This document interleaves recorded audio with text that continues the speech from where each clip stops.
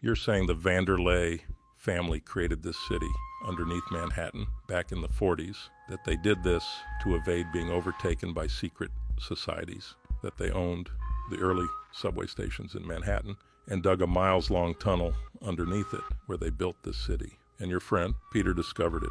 He found this tunnel, found the city, came back, and told you everything, and disappeared days later. Exactly.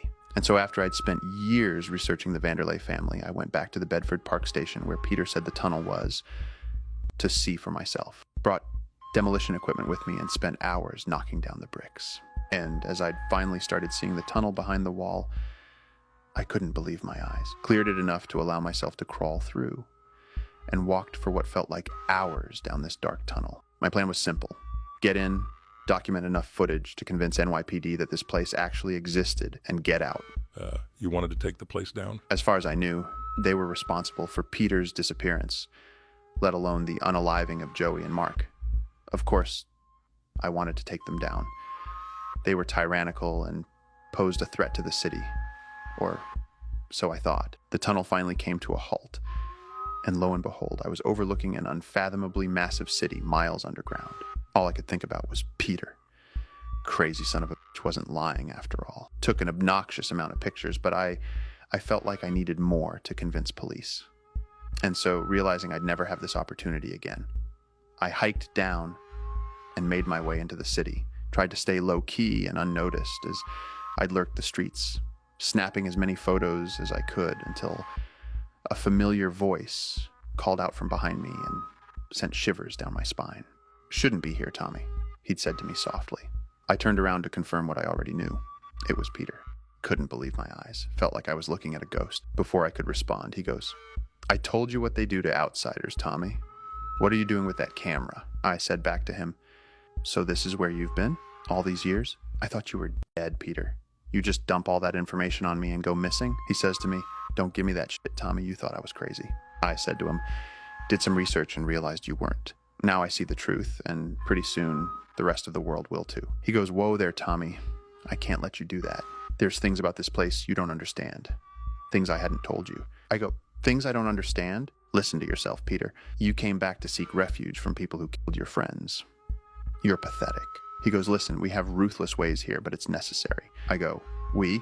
You think you're part of the little exclusive Vanderlei Club now? These people have blood on their hands, Pete.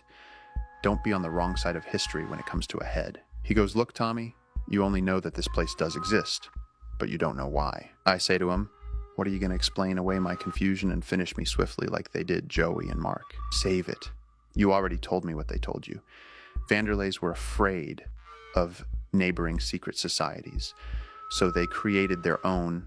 This doesn't make them better. It makes them cowards."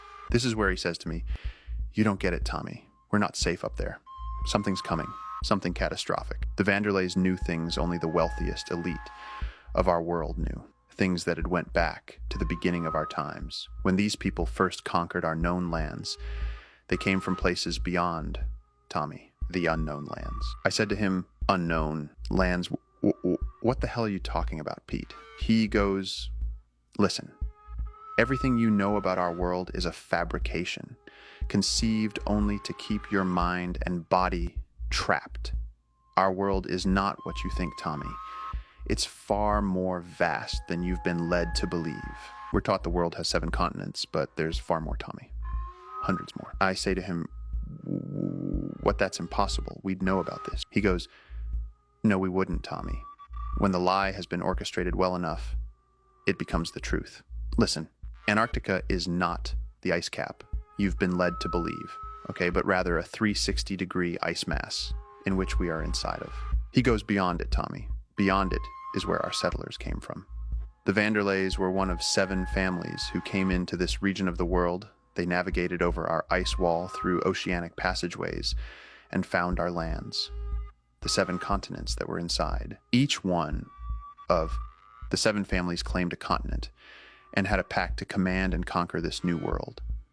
But as the millenniums passed, tensions rose. Certain families clicked up and became Machiavellian, wanting even more concentrated power, darker agendas that they knew particular families would oppose." I cut Peter off at that point and said, What kind of darker agendas? He continued and said, "Great resets, Tommy. Great resets." They would cyclically reset their own populations, an act of dominance, for control over problematic subsets of their own populations.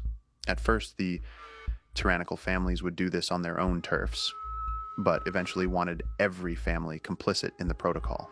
The Vanderleys, however, wanted no parts of this, which is what led to the infiltration. These power-hungry families began a decades-long covert process of overtaking the Vanderleys' continent, our continent.